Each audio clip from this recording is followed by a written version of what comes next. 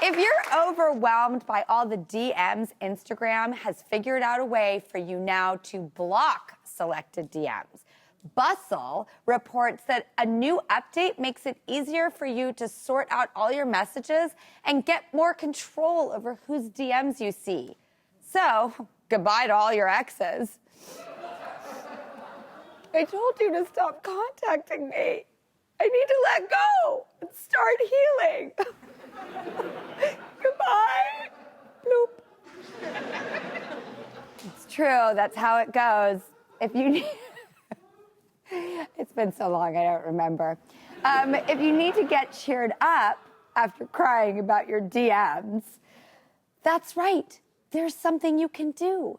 It's bulb planting season. And the Washington Post put together an excellent guide for getting your garden ready for the spring. The Post says planting bulbs is an act of hope.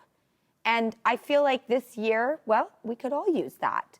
So take that bulb and plant it and know that the next time you see it again, it won't be 2020.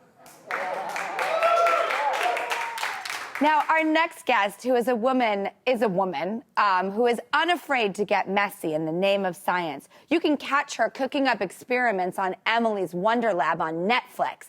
And today she's here to talk about the latest in space news. Please welcome Emily Calandrelli. Hi. Hi, Emily. How are you? I'm good. How are you?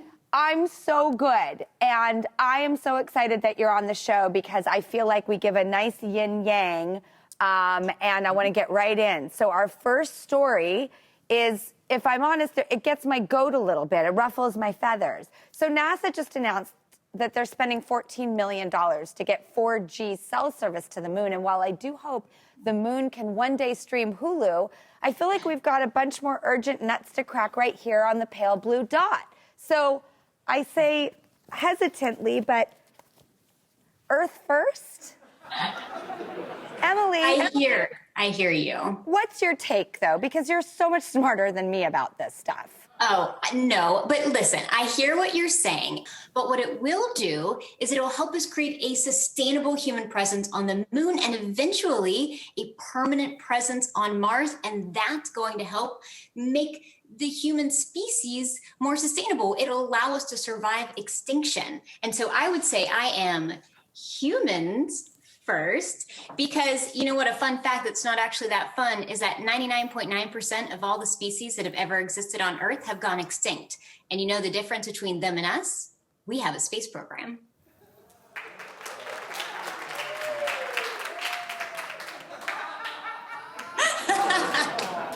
Well, all right, sticking with the moon, the BBC reports that NASA hopes to put a woman on the moon in 2024, and that's going to be the first female to ever do the moonwalk. Emily, could it be you? I would love that. And I think this is such a big deal because out of all of the people who have ever gone to space, only 11% have been women.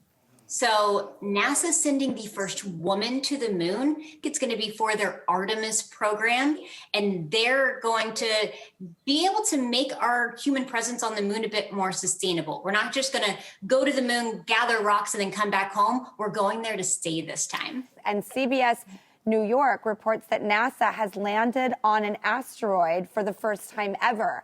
And that landing lasted 16 seconds, and a robotic arm snagged a sample and should be back here on Earth in 3 years' time. So, Emily, what could that asteroid dust tell us? That's leftover remnants from the early formation of our inner solar system. So studying that asteroid dust will help tell us how planets form and how planets like the Earth form. So it's a really, really big deal. Emily, the camera wasn't on me, but this was my expression. Well, you know, Emily, you're going to make me really think about my opinion about making sure Earth is first, because I do love space. And thank you for teaching us more about the wonderment of the universe. And by the way, you know what?